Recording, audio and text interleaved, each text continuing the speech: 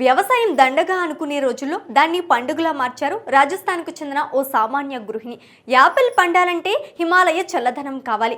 కానీ రాజస్థాన్ లాంటి ఎడారి ప్రాంతంలో 50 డిగ్రీల ఉష్ణోగ్రతలో యాపిల్ పండించడం అంటే మాటలు కాదు.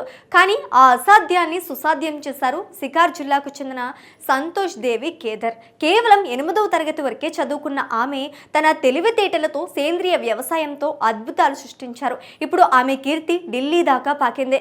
గణతంత్ర దినోత్సవ వేడుకలకు విశిష్ట అతిథిగా ఆమెకు రాష్ట్రపతి భవన్ నుంచి ఆహ్వానం అందింది. ఒక సామాన్య రైతు రాష్ట్రపతి భవన్ మెట్టులు ఎక్కబోతున్న ఆ స్ఫూర్తిదాయక కథనం మీకోసం.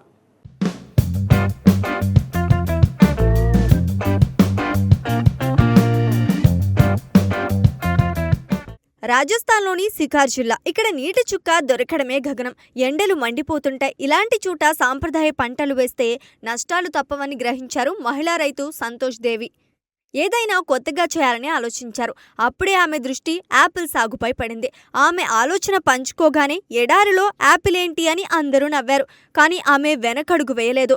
వేడి వాతావరణాన్ని తట్టుకునే ప్రత్యేకమైన HRMN 99 రకం యాపిల్ మొక్కలను ఎంచుకున్నారు. తనకున్న పొలంలో యాపిల్ సాగును మొదలుపెట్టారు. రసాయన ఎరువులు కాకుండా తానే సొంతంగా తయారు చేసుకున్న సేంద్రియ ఎరువులను సాగులో వాడారు. ఆమె నమ్మకం వమ్ము కాలేదు. 3 ఏళ్ల తర్వాత ఆ చెట్లు కాశ్మీర్ యాపిల్స్ ను మరిపించేలా ఎర్రటి పండ్లతో కలకల్లాడాయి.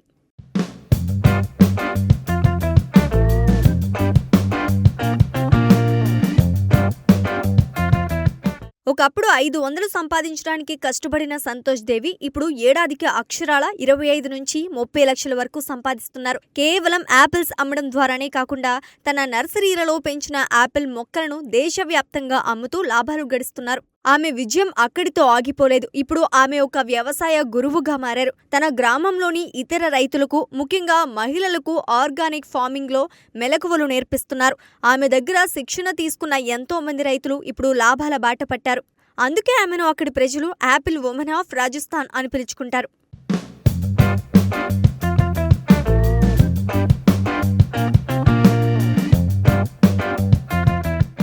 మట్టిని నమ్ముకున్న ఆమెను ఆ మట్టి శిఖరాన నిలబెట్టింది. వ్యవసాయ రంగంలో ఆమె చేస్తున్న కృషిని కేంద్ర ప్రభుత్వం గుర్తించింది. జనవరి 26న ఢిల్లీలో జరగబోయే గణతంత్ర దినోత్సవ పరేడ్కు రాష్ట్రపతి భవన్లో జరిగే తేనీటి విందులో పాల్గొనడానికి ఆమెకు ప్రత్యేక ఆహ్వానం పంపింది. తన భర్తతో కలిసి ఆమె ఈ వేడుకల్లో పాల్గొనబోతున్నారు. నేను చదువుకోలేదు, కానీ వ్యవసాయమే నాకు అన్నీ నేర్పింది. ఈరోజు రాష్ట్రపతి భవన్కు వెళ్తుండడం నా ఒక్కదాని విజయం కాదు, నాలాంటి మహిళా రైతులందరి విజయం అని సంతోష్ దేవి గర్వంగా చెప్తున్నారు. సంకల్పముంటే ఎడారిలో కూడా బంగారం పండించవచ్చని సంతోష్ దేవి నిరూపించారు.